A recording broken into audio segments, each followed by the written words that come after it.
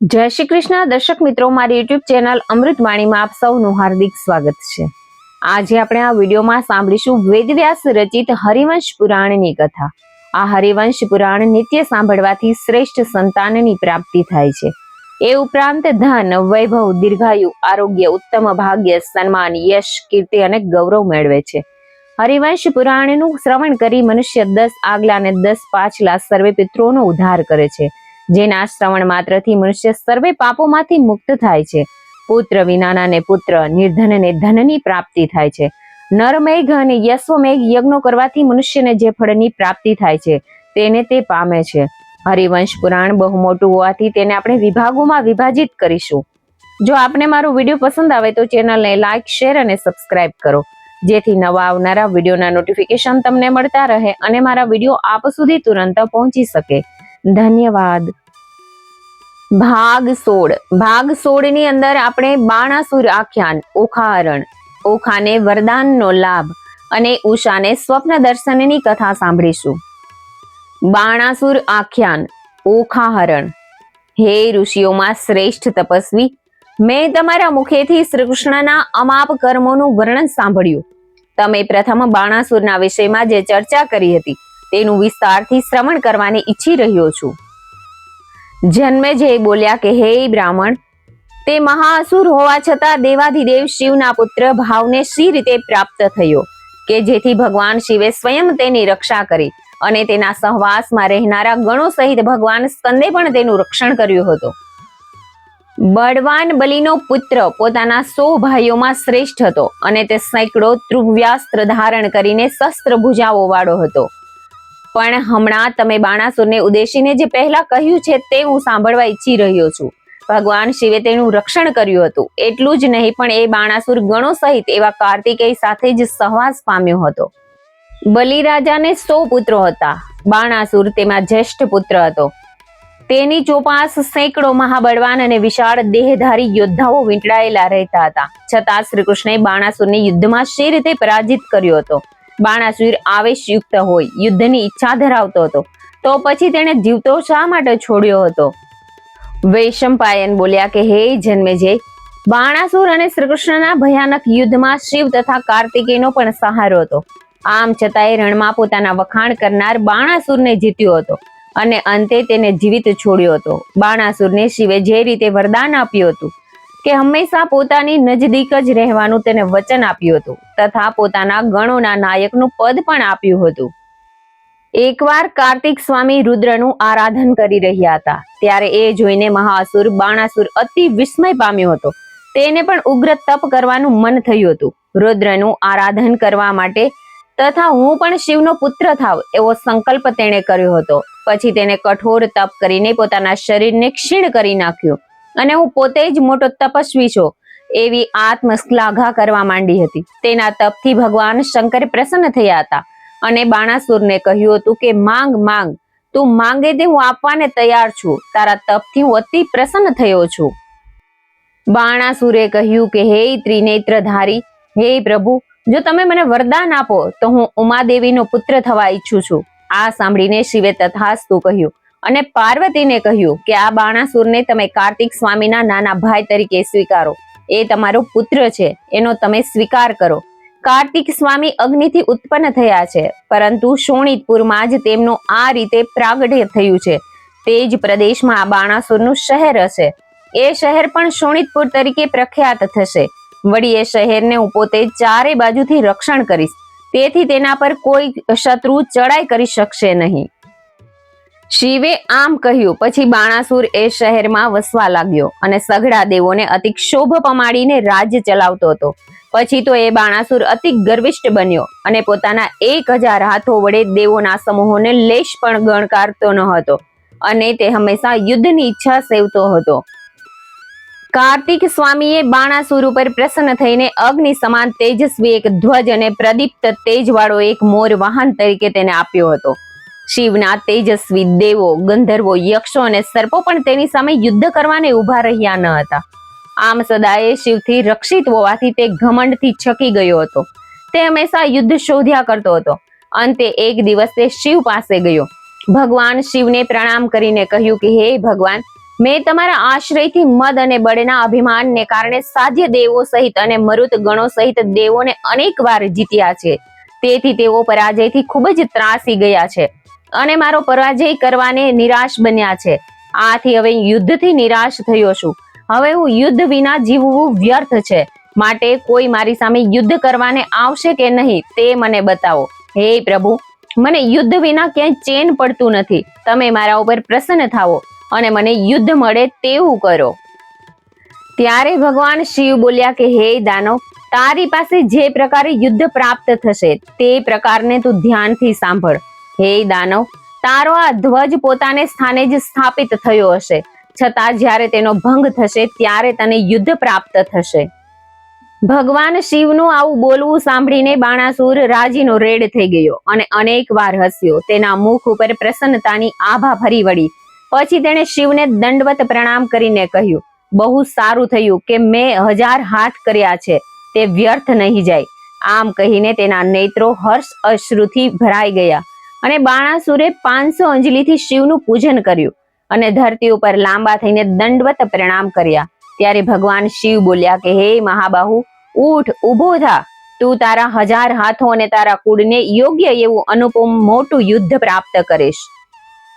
વૈશંપાયન બોલ્યા કે આમ ત્રિનેત્રધારી ભગવાન શિવે કહ્યું. ત્યારે તેણે હર્ષથી અતિ ઉન્મત્ત બનીને તત્કાળ શિવને નમન કર્યું અને પછી જ્યારે શિવે તેને વિદાય આપી ત્યારે બાણાસુર પોતાના નગરમાં ગયો અને મહેલમાં જઈને ધજાના મોટા હોલમાં ગયો અને ત્યાં બેઠો. પછી ભયાનક અટ્ટહાસ્ય કરતો તેણે પોતાના મંત્રી કુંભાંડને કહ્યું કે મારા મનમાં જે સારા સમાચાર છે તે હું તને જણાવવાને માટે થનગની રહ્યો છું. આ સાંભળીને કુંભાંડે કહ્યું કે હે રાજન, એવા તે કેવા સમાચાર છે કે તમે મને કહેવાને આટલા ઉત્સાહિત થયા છો? તમારા નેત્રો અત્યારે વિસ્મયથી પ્રફુલ્લિત થયા છે. શું તમે કોઈ વરદાન મેળવ્યું છે, યા ભગવાન શિવની કૃપાથી ત્રૈલોક્યનું રાજ્ય મેળવ્યું છે, કે પછી શાર્દુલધારી ભગવાન વિષ્ણુ સાથે યુદ્ધમાં ઉતરવાના છો? શું તમારા ડરથી દેવરાજ ઇન્દ્ર પાતાળમાં નાસી જવાના છે? કુંભાંડના આવા વચનો સાંભળીને બાણાસુર અટ્ટહાસ્ય કરતા બોલ્યો કે હે કુંભાંડ, મેં લાંબા સમયથી યુદ્ધ કર્યું નથી. આથી મેં શિવ આગળ મારા જેવા બળિયા સામે યુદ્ધ પ્રાપ્ત કરાવો એવું કહ્યું. ત્યારે શિવે કહ્યું કે હે બાણાસુર, તું અતિ મોટું અને અદ્ભુત યુદ્ધ મેળવીશ. હે અસુર, જ્યારે મોરપીંછ વાળી તારી મોટી ધજાનો ભંગ થશે ત્યારે તને મહાયુદ્ધ પ્રાપ્ત થશે. બાણાસુરના આવા શબ્દો સાંભળીને કુંભાંડ બોલ્યો કે હે રાજન, તમે આ વચન કહો છો તે યોગ્ય નથી. બાણાસુર અને કુંભાંડ આવી વાત કરી રહ્યા હતા ત્યારે દેવરાજ ઇન્દ્રના વજ્રથી હણાઈને બાણાસુરનો તે ઊંચો ધ્વજ અતિ વેગથી તૂટીને જમીન ઉપર પડ્યો. એ ધ્વજને તૂટી પડેલો જોઈને બાણાસુર અતિ હર્ષ પામ્યો. તેને યુદ્ધના આગમનનો અણસાર આવવા લાગ્યો. પછી ધરતી ઉપર ઇન્દ્રનું વજ્ર પડવાથી ધરતી ધ્રુજવા લાગી. દેવેન્દ્ર ઇન્દ્ર શોણિતપુરમાં ચારે તરફ અઢળક રક્ત વરસાવા લાગ્યો. મોટી મોટી ઉલ્કાઓ પૃથ્વી ઉપર પડવા લાગી. બાણાસુરે આવું બધું જોવા સાંભળવા છતાંય પોતાના બળથી છકેલો તે કંઈ પામી શક્યો નહીં. પણ બુદ્ધિશાળી કુંભાંડ અમંગલની એંધાણી તરત જ પારખી ગયો. તેણે બાણાસુરને કહ્યું કે હે રાજાજી, તમારી સામે આજે જે ઉત્પાતો થતા દેખાય છે તે કંઈ શુભ સંકેતો નથી. હવે આ યુદ્ધથી તમારા રાજ્યનો વિનાશ થશે. તમારી દુષ્ટ નીતિને કારણે અમે તમારા સર્વે પ્રધાનો, સેવકો તથા અનુયાયીઓ થોડાક સમયમાં નાશ પામીશું. ઇન્દ્રના વજ્ર સમાન આ સૈન્ય વૃક્ષનું પોતાના ગર્વથી જ પતન થયું છે. તે જ રીતે મોહને કારણે બળની આકાંક્ષા રાખનાર અને વ્યર્થ ગર્જના કરનાર તમારું પણ ઘમંડને કારણે પતન થશે.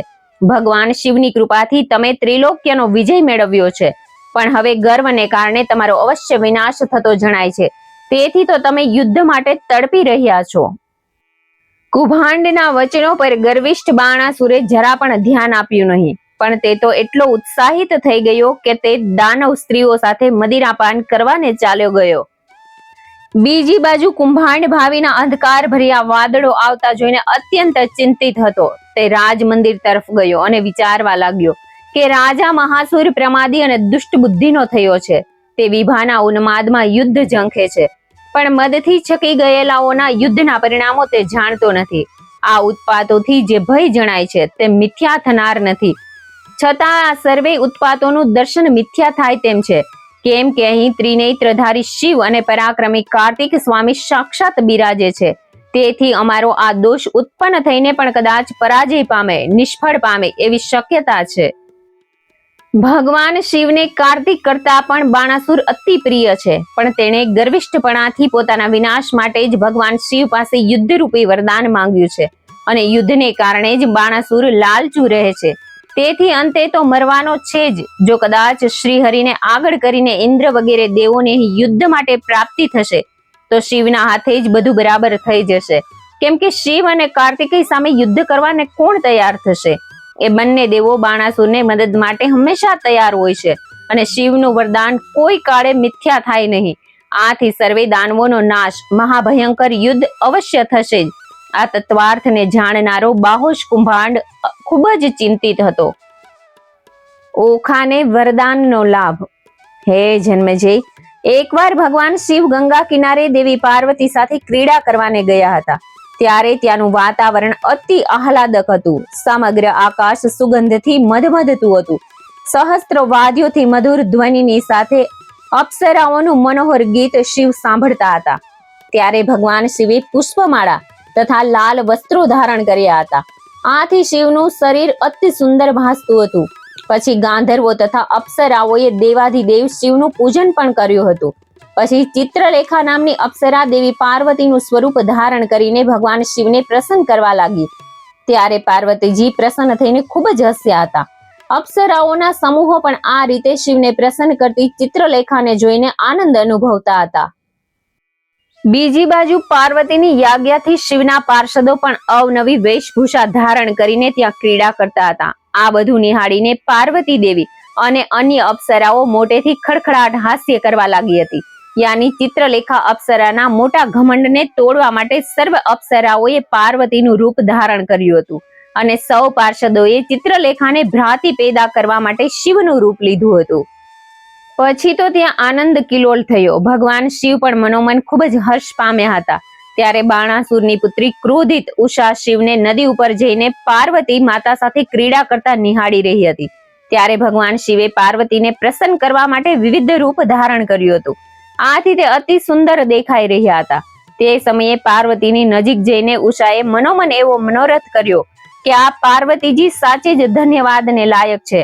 તેથી તો અહીં ભગવાન શિવની સાથે ક્રીડા કરી રહ્યા છે. ઉષાએ મનોમન આવો મનોરથ કર્યો હતો અને મનમાં જ આ પ્રમાણે કહ્યું હતું. ત્યારે ઉષાનો એ અભિપ્રાય જાણીને દેવી પાર્વતીએ ઉષાને હર્ષ પમાડતા હોય એમ ધીમેથી વાક્ય કહ્યું હતું કે હે ઉષા, તું આવી જ રીતે જલ્દીથી તારા પતિ સાથે રમણ કરશે. જેમ શત્રુઓનો વિનાશ કરનાર ભગવાન શિવ મારી સાથે રમે છે તે જ પ્રમાણે તારો પતિ તારી સાથે થોડા જ વખતમાં રમશે. પાર્વતી માતાએ આ વાક્ય ઉચ્ચાર્યું ત્યારે જેના નેત્રો મલિન થયા હતા તે ઉષાએ હું મારા પતિ સાથે ક્યારે ક્રીડા કરીશ એવો ભાવ મનમાં કર્યો. ત્યારે હિમાલય પુત્રી પાર્વતીએ પ્રગટપણે સુંદર હાસ્ય રેલાવીને કહ્યું કે હે ઉષા, તું મારો આ વાક્ય સાંભળ. વૈશાખ મહિનાની 12ની રાત્રિએ તું ઘરમાં સૂતી હશે ત્યારે સપનામાં જે પતિ તને રમણ કરાવશે તે જ તારો પતિ થશે. દાનવ પુત્રી ઉષાને પાર્વતીજીએ આ પ્રમાણે કહ્યું. ત્યારે ઉષા ત્યાંથી ઉઠીને પોતાની સખીઓ પાસે ચાલી ગઈ હતી અને આનંદથી રમવા લાગી હતી. તેને તેની સખીઓ હસાવતી હતી. આથી તેના નયનો પ્રફુલ્લિત થયા હતા. ત્યારે કિન્નરીઓ, યક્ષ કન્યાઓ અને દૈત્યની કન્યાઓ અને અપ્સરાઓના સમૂહો પણ ઉષાને સખી તરીકે પામી હતી. એ બધી સખીઓએ ઉષાને કહ્યું કે હે સુમુખી ઉષા, પાર્વતીજીના વચનોથી કલ્પના પ્રમાણેનો તારો પતિ હવે તને થોડા જ સમયમાં મળશે. કેમ કે પાર્વતીજીનું વચન કોઈ કાળે મિથ્યા થશે નહીં. તેમણે તારા માટે કુળ અને તથા રૂપથી યોગ્ય એવો પતિ જ કલ્પેલો હશે. આથી ઉષા હર્ષ પામીને સખીઓનો આભાર માનવા લાગી. પછી પાર્વતીજીનું જે વચન હતું તેમ મનોરથો રૂપ ઈચ્છિત વસ્તુની ભાવના કરતી ઉષા તે સમયની રાહ જોતી હતી. પાર્વતી સાથેનો એક ક્રીડા વિહાર પછી એ દિવસ પૂર્ણ થયો. ત્યારે પણ અદ્ભુત એવી સર્વે સખીઓ સ્વગૃહે ગઈ. પાર્વતીજી પણ ત્યાંથી સવારી કરીને આનંદપૂર્વક નગરમાં પ્રવેશ્યા હતા. કેટલીક દેવતાઈ સખીઓએ આકાશનો આશરો લીધો હતો. હે રાજન, એ જ દિવસથી ઉષા કામ મોહને પામી હતી. પાર્વતીજીના વચનોને યાદ કરીને પતિનું સ્મરણ કરતી તેને રાત્રે કે દિવસે નિંદ્રા પણ આવતી ન હતી. ભોજન પણ ભાવતું ન હતું. પતિ ભાવનું જ ચિંતન તેના મનમાં ચાલતું હતું. એ રાજકુંવરી સદાય વિલાપ જ કર્યા કરતી હતી. આકાશમાં ચંદ્રમાનો ઉદય થતા જ તે તેમની નિંદા કરવા લાગતી હતી. હે રાજન, એ બાળા કામથી મોહિત થઈ હતી. તેને તાવ આવતો ન હોવા છતાં તેની સખીઓ તેને તાવયુક્ત ગણીને તેના ઉપાયોને ઔષધો કરતી હતી.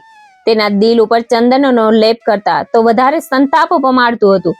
તેનો ચહેરો એકદમ ફીકો પડી ગયો હતો. તેની આંખો આંસુઓથી ભરેલી હતી. તેના શરીરમાં આવાસ વધ્યો હતો. કામદેવના સંતાપથી પીડિત તેના હૃદય ઉપર સખીઓ વારંવાર શીતળ ચૂર્ણ ભભરાવતી હતી અને પંખાથી હવા નાખતી હતી. સખીઓ વારંવાર પૂછતી હતી કે હે ભામિની, તને શાની પીડા થાય છે? તારા શરીરને શું થયું છે? હે સુંદર મુખવાળી કન્યા, તને શું જોઈએ છે તે તો અમને બતાવ. હે સુંદરી, તને આવું દુઃખ શાથી ઉત્પન્ન થયું છે? તારા પિતા અત્યંત શૂરવીર હોવાથી દેવોથી દુર્જય છે. હે ઉષા, તેમની સામે આ પૃથ્વી ઉપર કોઈ માનવી ઉભો રહી શકે તેમ નથી, કેમ કે તે અતિ બહાદુર છે. તેને પરાજિત કરવો અતિ મુશ્કેલ કામ છે. માટે હે ઉષા, તું અમારા વચનો સાંભળ. તને એવી તે શી પીડા થાય છે? તારા ચહેરા ઉપર પરસેવાના બિંદુઓ બાજી ગયા છે. હે ચંદ્રમુખી, તારું મુખ જાણે વાદળમાં ઢંકાયેલું હોય તેમ શાંત રહિત થયું છે. રાજકુંવરી ઉષાના મહેલમાં આવો શોર બકોર સંભળાતો હતો. તે સાંભળીને દાસીઓએ ઉષાની માતા પાસે જઈને કહ્યું કે હે રાજરાણી, કુંવરી ઉષા દેવી જળ વિહાર કર્યા પછી ઘેર આવ્યા ત્યારથી જ જાણે મૂંગા થઈ ગયા હોય તેવું જણાય છે. હે દેવી, રાજકન્યાનો આ તે કેવો મોહ મૂંઝવણ છે કે તેનું આવું ઘેરું મૌન કેમ છે? તેઓ ખાતા નથી, પીતા નથી, માત્ર ઉદાસ ચહેરે જ શા માટે સૂઈ રહે છે? દાસીઓની આવી વાત સાંભળીને ચિંતિત બનેલી ઉષાની માતા તેના પાસે ઉતાવળા પગલે પહોંચી અને કહેવા લાગી, આ ક્યાં રોગનું લક્ષણ છે? પછી માતાએ પુત્રીના હાથનો સ્પર્શ કર્યો અને તરત જ રાજવૈદને બોલાવી મંગાવ્યા. રાજવૈદે ઉષાની તપાસ કરીને કહ્યું કે રાજકુંવરી ઉષા પોતાની સખીઓ સાથે જળ ક્રિયા કરવા ગઈ હતી. ત્યાં પાર્વતીજી સાથે તેણે જે ક્રીડા કરી હતી તેના શ્રમથી ઉત્પન્ન થયેલી આ બેચેની છે, ગ્લાની છે. તેથી તેને વારંવાર આળસ બગાસ આવે છે. તેને સૂઈ રહેવું ગમે છે. માટે તમારે ડરવાની જરૂર નથી. રાજરાણીએ વૈદોને કહ્યું કે હે વૈદો, ઉષાના હૃદય ઉપર કપૂર અને બરફયુક્ત ચંદનનો લેપ કર્યો છે. તેના તરત જ પરપોટા કેમ થાય છે? આવું આશ્ચર્ય કેમ થાય છે? વળી ઉષાને અતિ દાહ થાય છે, પરસેવો વળે છે, તરસ ખૂબ લાગે છે, ભૂખ લાગતી નથી. તે માત્ર પ્રલાપ કેમ કર્યા કરે છે? માટે તેના રોગનું નિદાન કરો. જ્યારે રાજકુંવરી ઉષા જળ ક્રિયા કરવા ગઈ હતી ત્યારે તે અતિ સુંદર હોવાથી કોઈની નજર લાગતા કન્યાને પીડા થઈ હોવી જોઈએ. વૈદો બોલ્યા, માટે રક્ષાના મંત્રો દ્વારા મંત્રેલા પીળા રંગના સરસવથી તથા પાણીથી કુમારિકા ઉપર અભિષેક કરવાથી ખૂબ શાંતિ થશે. આમ કહીને સર્વે રાજવૈદો રાજમહેલ છોડીને ગયા. પણ તે વખતે તેમણે રાણીને એક ખાનગી સૂચના પણ આપી હતી કે આ રાજકુંવરીને કામદેવના આવેશથી ઉત્પન્ન થયેલી વ્યથા છે. વૈદોના આવા અભિપ્રાય બાબતે માતાએ ઉષાને વારંવાર પૂછ્યું. પુત્રી સામે રુદન પણ કર્યું. ત્યારે ઉષા બોલી કે હે માતા, મને હવે કંઈ પણ બોલવું કે ભોજન કરવું ગમતું નથી. મને કોઈ ઉત્સવ પણ ગમતા નથી. મારું દિલ હંમેશા બળ્યા કરે છે. આ બધાનું કારણ તમે સાંભળો. આટલું કહીને ઉષાએ બોલવાનું બંધ કર્યું. તે સમયે તમામ સ્ત્રીઓએ એકબીજાના મોં સામે જોવા માંડ્યું અને અંદરો અંદર કહ્યું, યુવાન અવસ્થામાં સ્ત્રીઓનો સ્વભાવ લજ્જા અનુભવે છે. હવે આ કન્યા પતિ યોગ્ય થઈ છે. માટે હવે આ પુત્રીને માતા પિતાની કૃપાથી સુવર મળવો જોઈએ. ઉષાને સ્વપ્ન દર્શન. હે રાજન, સોણીતપુરમાં વસવાટ કરતી સુંદર સ્ત્રીઓ ચિત્ર નિર્માણ કલાની દ્રષ્ટિએ અતિશય અદ્ભુત રીતે પારંગત હતી. પછી વૈશાખ માસના શુક્લ પક્ષની 12 તિથિએ જ્યારે સખીઓથી ઘેરાયેલી ઉષા પોતાની હવેલીની અગાસી ઉપર ઉષા જ્યારે સૂતી હતી ત્યારે પાર્વતી દેવીએ જે કહ્યું હતું તે પ્રમાણે પુરુષે સપનામાં તે કન્યાને રમાડી હતી. તે વખતે સ્વપ્ન અવસ્થામાં પણ ઉષા પાર્વતીના વચનથી પ્રેરાઈને રડવા લાગી હતી. તે સપનામાં પણ અવનવી ચેષ્ટાઓ કરતી હતી. ત્યારે તે કન્યામાંથી સ્ત્રી બની હતી. જ્યારે તે પુરુષે ઉષાને રમાડી ત્યારે તે સ્ત્રી સ્વભાવને પામી હતી. જ્યારે તે રક્તથી ખરડાઈ ગઈ હતી ત્યારે એકદમથી જાગી ગઈ અને જાગીને તે રડવા લાગી. તેને રડતી જોઈને ખાસ સખી ચિત્રલેખા ભયથી વ્યાકુળ થઈ ગઈ હતી. તેણે સ્નેહપૂર્વક કહ્યું કે હે પ્યારી સખી, તું આટલું બધું શાને રડી રહી છે? શા માટે આમ રડી રહી છે? તું બાણાસુરની મહાન પુત્રી છે, છતાં પણ આટલી ભયભીત શાને થઈ છે? હે સુંદરી, તને આ લોકમાં તો કોઈ ભય જ નથી. તારા પિતા રણમાં દેવોનો પણ નાશ કરનારા હોવાથી તું અભય છે. તું ઊભી થા, ખેદન કર. હે સુમુખી, આવા નિવાસ સ્થાનોમાં તને ભય થાય નહીં. સખી ચિત્રલેખાએ જ્યારે આમ કહ્યું ત્યારે બાણાસુર પુત્રી ઉષાએ સ્વપ્નમાં જેવું પુરુષ રૂપ જોયું હતું તે મુજબ ચિત્રલેખાને આ રીતે જણાવ્યું.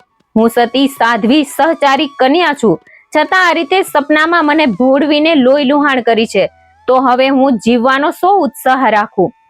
શત્રુ દમન કરનાર મારા પિતાને હું શું કહીશ? મારો વંશ મહાપ્રતાપી છે, તેમાં મેં ડાઘ કલંક લગાવ્યા છે. હવે મારા માટે જીવન કરતા મોત બરાબર છે. હવે મારે જીવવું જ નથી. મેં સપનામાં કોઈ પુરુષને પ્રિય રૂપે મેળવ્યો હતો. જાણે હું જાગૃત હોઉં તેમ તેણે મને ભોગવીને મારી આવી દશા કરી નાખી છે.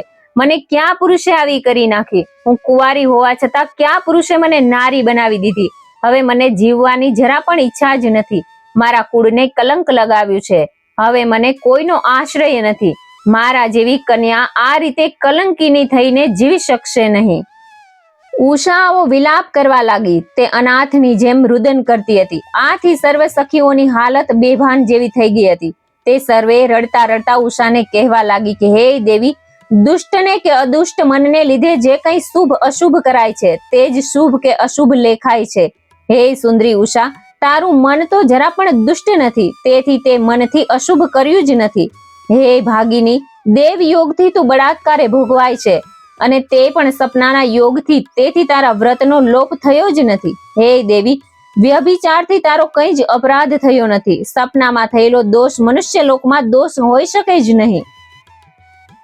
હે દેવી, મન વચન કર્મથી જે સ્ત્રી દુષ્ટ થઈ હોય તે જ દોષી કહેવાય એમ વિદ્વાનોએ કહ્યું છે.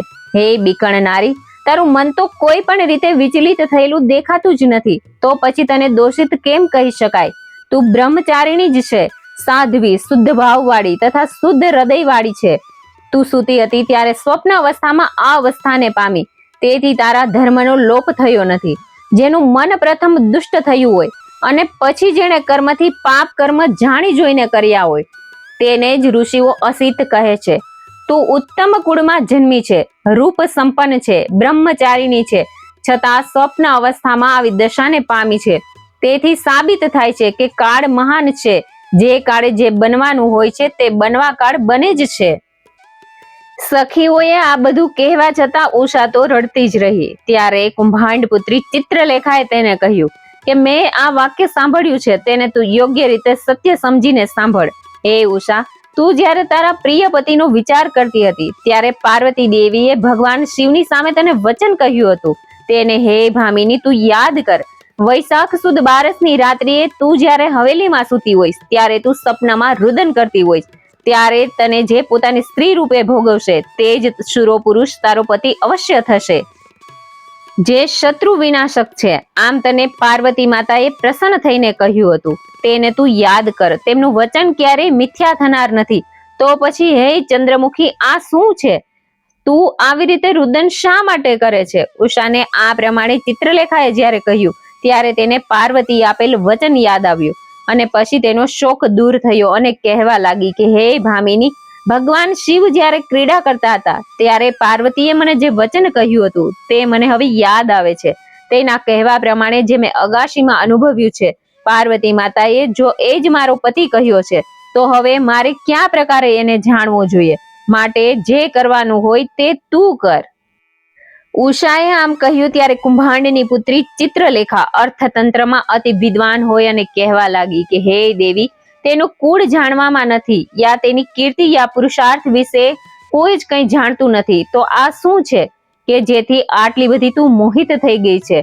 અરે, જેને કદી જોયા કે સાંભળ્યો નથી તેને તે સ્વપ્નમાં જોયો છે. તો હે બીકણ સ્વભાવવાળી, તે રતિ ચોરને આપણે કઈ રીતે જાણવો જોઈએ? હે સખી ઉષા, જેણે રુદન કરતી વખતે તને પરાક્રમ અને બળાત્કારથી અંતઃપુરમાં પ્રવેશ કરીને ભોગવી છે, જે કોઈ સામાન્ય પુરુષ તો નહીં જ હોય.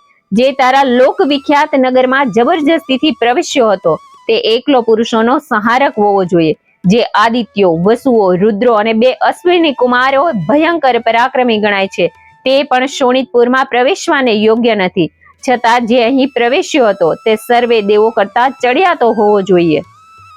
કેમ કે શત્રુઓનો વિનાશ કરનાર પુરુષે બાણાસુરના મસ્તક ઉપર આક્રમણ કરીને શોણિતપુરમાં પ્રવેશ કર્યો હતો. હે ભામિની, આવો શૂરવીર અને યુદ્ધ કુશળ પુરુષ જે સ્ત્રીનો પતિ નહીં થાય તે તેના જીવનનો શો અર્થ છે? યાની તે સ્ત્રીના જીવતરનો કે ભોગોનો અર્થ નથી, તે કેવળ વ્યર્થ જ ગણાય. પાર્વતી દેવીએ તારા ઉપર કૃપા કરી અને તેમની કૃપાથી કામદેવ જેવો પતિ તને મળ્યો છે. હવે મારી વાત સાંભળ. તે ક્યાં કુળનો છે, કોનો પુત્ર છે, તે હવે આપણે જાણવું જોઈએ. ઉષાને જ્યારે આમ કહ્યું ત્યારે કામવેશવાળી ઉષાએ ચિત્રલેખાને કહ્યું કે હે સખી, હું તે પુરુષને કેવી રીતે જાણીશ? હે સખી, મને કઈ જવાબ મળતો નથી. લોક પોતાના કાર્ય માટે મૂંઝાય છે. પોતાનું કાર્ય કેવી રીતે કરવું તે લોકોને સૂઝતું નથી.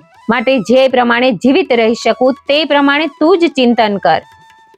ઉષાની વાત સાંભળીને ચિત્રલેખા બોલી કે હે વિશાળ નેત્રવાળી ઉષા, આ ચિત્રલેખા તારી સખી છે. તે સંધિ વિગ્રહના કાર્ય કરવામાં સર્વ રીતે કુશળ છે. તેથી હે સખી, તું એ બાબતમાં જલ્દીથી જણાવ. મને સમગ્ર ત્રિલોક્ય સર્વે પ્રકારે સદાય જાણવામાં છે. ચિત્રલેખાએ જ્યારે આમ કહ્યું ત્યારે ઉષાને હર્ષ અને વિસ્મય થયા હતા. તેણે અપ્સરા ચિત્રલેખાને ત્યાં બોલાવી હતી.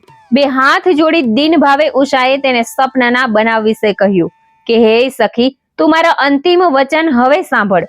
તું આજે મારા પ્રિય ભરથાર કે જે કમળ નયન છે, મદમસ્ત હાથી જેવી ચાલ વાળો છે, તેને તો તું અહીં નહીં લાવે તો હું મારા પ્રાણનો ત્યાગ કરીશ. ત્યારે ચિત્રલેખા બોલે, તું જે કહે છે તે મારાથી જાણી શકાય તેમ નથી. એ ચોરને કુળ, વર્ણ, શીલ કે સ્વભાવ, રૂપથી કે દેશથી મેં ખાસ જાણ્યો નથી. પણ હે સખી, મારી બુદ્ધિથી મારાથી જે પણ કંઈ થઈ શકે તેમ છે. મને જે પણ કંઈ સૂઝ્યું છે તે બાબતમાં સાંભળ, જેથી તે વ્યક્તિને તારી ઈચ્છા મુજબ પ્રાપ્ત કરી શકીશ. હે સખી, દેવો, દાનવો, યક્ષો, સર્પો, ગંધર્વો અને રાક્ષસોમાં જેવો સ્વભાવથી, રૂપથી અને કુળથી ઉત્તમ ગણાય છે, તેમના પ્રભાવ પ્રમાણે સર્વે પુરુષોને હું તારી સામે ચિત્રી બતાવીશ. વળી આ મનુષ્ય લોકમાં જેવો શ્રેષ્ઠ હોય, વિખ્યાત છે, તેના પરથી એ ચિત્રપટમાં રહેલો તારા પતિને તું ઓળખી અને તેનો સ્વીકાર કરજે. ચિત્રલેખાએ સ્વહિત કરવાની ઈચ્છાથી આ મુજબ કહ્યું. ત્યારે ઉષાનો જીવ થોડો શાંત થયો. પછી ચિત્રલેખાએ 7 જ દિવસમાં સર્વે પુરુષોને ચિત્ર રૂપે ચિત્રીને ચિત્રપટમાં લાવીને ઉષાને બતાવ્યા અને કહ્યું, આ દેવોમાં જે મુખ્ય છે અને દેવવંશમાં જન્મેલા છે, કિન્નરો, દેવો, સર્પો, ગંધર્વો અને રાક્ષસોમાં જે મુખ્ય છે, તે સૌને મેં આ ચિત્રમાં ચિતર્યા છે. તેમને તું નિરખીને જો. હે સખી, આ બધામાં જે તારા પતિ જેવો રૂપાળો હશે તેને પણ મેં ચિતરેલો છે. તેને જોઈને તું ઓળખી બતાવ. પછી મદમસ્ત જણાતી ઉષાએ સર્વે દેવો, દાનવો, અસુરો, સર્પો, ગાંધર્વો વગેરે સમૂહને ચિત્રોમાં જોયા પછી શ્રી કૃષ્ણ અને અનિરુદ્ધને જોઈને તેના નેત્રો વિસ્મયથી આનંદિત થયા હતા. પછી તેણે ચિત્રલેખાને કહ્યું કે હે સખી, આ એ જ ચોર છે કે જેણે હું હવેલીમાં સૂતી હતી ત્યારે પ્રથમ સપનામાં મને દૂષિત કરી. તેનું રૂપ હું ઓળખી ચૂકી છું. મારી સાથે મૈથુન ક્રિયા અને રતિનો આ ચોર ક્યાંથી આવ્યો? હે સખી, આની વિશે તું મને વિગતથી જણાવ. તેનું કુળ, શીલ, સગા સંબંધીઓ કોણ છે? હે ભામિની, આનું નામ શું છે? એ બધી વિગતો જાણ્યા બાદ જ હું એ વિશે નિર્ણય કરીશ. ચિત્રલેખા હાસ્ય રેલાવતા બોલી, એ પુરુષ ત્રૈલોક્યના નાથ શ્રી કૃષ્ણનો પૌત્ર છે. તેના પરાક્રમો ભયંકર છે. ત્રિલોકમાં આવો કોઈ પુરુષ જ થયો નથી કે જે આ ક્રમમાં તેની બરાબરી કરી શકે. પર્વતોને ઉખેડીને તે પર્વતો દ્વારા બીજા પર્વતોના ચૂરે ચૂરા કરી શકે એવો તે બળવાન છે. યદુ શ્રેષ્ઠ, આ પુરુષ જો તારો પતિ થયો છે તેથી તું પ્રશંસા પાત્ર છે. ભગવાન શિવના પત્ની પાર્વતીજીએ તારા ઉપર કૃપા કરી છે અને તારે યોગ્ય પતિ અપાવ્યો છે. આથી ઉષા હર્ષિત થઈને બોલી કે હે પ્યારી સખી, આ કામને માટે તું જ લાયક છે. તારા વિના હવે મને બીજા કોઈનો આધાર નથી. માટે તું ગતિ રહિત એવી મને તું જ ગતિ રૂપા થા. તું અંતરિક્ષમાં ફરી શકે તેવી યોગીની અને ઈચ્છિત રૂપ ધરી શકનારી છે. માટે તું મારા પ્રિયતમને અહીં જલ્દીથી લઈ આવ. હે ડરપોક, તું એના ઉપાયનો વિચાર કર. હે સખી, તું સમજી વિચારીને કોઈ ઉપાય વડે કાર્ય સિદ્ધ કર. તે ઉપાય કરીને તું સફળ થઈને પાછી ફરજે. જે મિત્ર આફતમાં મદદરૂપ થાય છે તેને જ સાચો મિત્ર કહેવાય છે. હે સખી, હું કામાગ્નિથી પીડાઉં છું તો તું મારા પ્રાણને ધારણ કર. જો તું મારા પ્રિય પાત્રને નહીં લાવે તો હું તરત જ પ્રાણનો ત્યાગ કરી દઈશ. ચિત્રલેખા બોલી કે હે કલ્યાણી, તું મારું વચન સાંભળ. હે ઉષા, જેમ બાણાસુરની નગરીનું અહીં સર્વે રીતે રક્ષણ કરાય છે, તે જ રીતે હે સખી, દ્વારિકા નગરીનું પણ રક્ષણ કરાય છે. આથી એ દ્વારિકા દેવોથી પણ પરાજિત કરવી અતિ મુશ્કેલ છે, કારણ કે તે લોખંડના દ્વારોથી રક્ષિત છે. દરવાજાઓ ગુપ્ત છે. દ્વારકામાં વસતા યાદવ કુમારો તેનું ચારે તરફથી રક્ષણ કરી રહ્યા છે. સમુદ્રમાં જળમય ખાઈ રહેલી છે. વિશ્વકર્માએ દ્વારિકાની રચના કરી છે. શ્રી કૃષ્ણની આજ્ઞાથી બળવાન પુરુષો તેનું રક્ષણ કરે છે. નગરીનો પર્વતમય કિલ્લો અને તેની ફરતી વિનાશક ખાય છે. દુર્ગમ માર્ગેમાં જઈ શકાય છે. તે ઉપરાંત ચારે બાજુ 7 કિલ્લા છે. અજાણ્યા તેમાં કોઈ પ્રવેશી શકતા નથી. માટે તું મારું, તારું અને તારા પિતાનું સવિશેષ રક્ષણ કર. આથી ઉષા બોલી, યોગ પ્રભાવથી તારો દ્વારિકામાં પ્રવેશ શક્ય છે, તો પછી મને અતિશય વિલાપ કરાવવાથી શો ફાયદો? તેનું કારણ સાંભળ. અનિરુદ્ધનું મુખ પૂર્ણ ચંદ્રમા જેવી પ્રભાવ વાળું છે. તેને જો હું નહીં જોઉં તો છેવટે યમલોકમાં જઈશ. હે ભામિની, કોઈ પણ દૂતને મેળવીને કાર્ય સિદ્ધ કરી શકાય છે. માટે જો તું મને જીવિત જોવાને ઈચ્છતી હોય, હું તારી પ્યારી સખી હોય, તો તું જલ્દીથી દ્વારિકા જઈને દૂતપણું કર. મારા પ્રેમ ભર્યા વચનો જો તું સમજી શકતી હોય તો મારા પ્રિયતમ અનિરુદ્ધને તો અહીં વીજ વેગે લઈ આવ. જે કામથી આવેશવાળી કામિનીઓ કામથી પીડાયેલી હોય અને કામમદથી વિહવળ બની હોય, તેમના જીવનનો સંદેશ હોય છે કે તેઓ સ્વકુળ નાશને પણ જોતી નથી. દરેક કાર્ય માટે પ્રયત્ન અવશ્ય કરવો જ જોઈએ. હે વિશાળ નેત્રી, તું દ્વારિકામાં પ્રવેશવાને શક્તિમાન છે. વળી મેં તારી સારી રીતે સ્તુતિ પણ કરીને તને પ્રસન્ન કરી છે. માટે હે સખી, તું મારા પ્રિયતમનું દર્શન કર. મને તેની સાથે મધુર મિલન કરાવી આપ. ચિત્રલેખા બોલી કે હે સખી, તે મને અમૃત તુલ્ય વચનો કહીને મારી સારી રીતે સ્તુતિ કરી છે. મધુર અને પ્રિય વાણીથી મને પ્રેરણા કરી છે. હવે હું જલ્દીથી દ્વારકા તરફ પ્રયાણ કરું છું. એ નગરમાં પ્રવેશ કરીને યાદવ કુળમાં પેદા થયેલા તારા પ્રિયતમ અનિરુદ્ધને અહીં લાવું છું. આવું દાનવોને ભયભીત કરનાર અમંગળ તથા સત્ય વચન કહીને ચિત્રલેખા મનના સમાન વેગપૂર્વક તરત જ ત્યાંથી અદૃશ્ય થઈ જઈને ઉષા પણ સખીઓની સાથે વિચાર વમળમાં ગૂંચવાઈને ત્યાં રહી. અને ચિત્રલેખાએ એ દિવસે 3જા મુહૂર્તમાં બાણાસુરના નગરમાંથી અદૃશ્ય રૂપે પ્રયાણ કર્યું. ચિત્રલેખા પોતાની સખી ઉષાનું કલ્યાણ કરવા માંગતી હતી. તપોધનની પૂજા કરતી ક્ષણવારમાં શ્રી કૃષ્ણથી રક્ષિત દ્વારિકામાં પહોંચી ગઈ. એ દ્વારિકા કૈલાશ શિખર જેવા આકારના મહેલોથી શોભતી હતી. સુંદર નગરથી અંકિત અને શોભિત દ્વારિકાને ચિત્રલેખાએ દૂરથી જોઈ. ઇતિ શ્રી હરિવંશ પુરાણમાં 16મો ભાગ સમાપ્ત. જય શ્રી કૃષ્ણ. જય શ્રી વિષ્ણુ ભગવાન. મને સાંભળવા માટે ધન્યવાદ.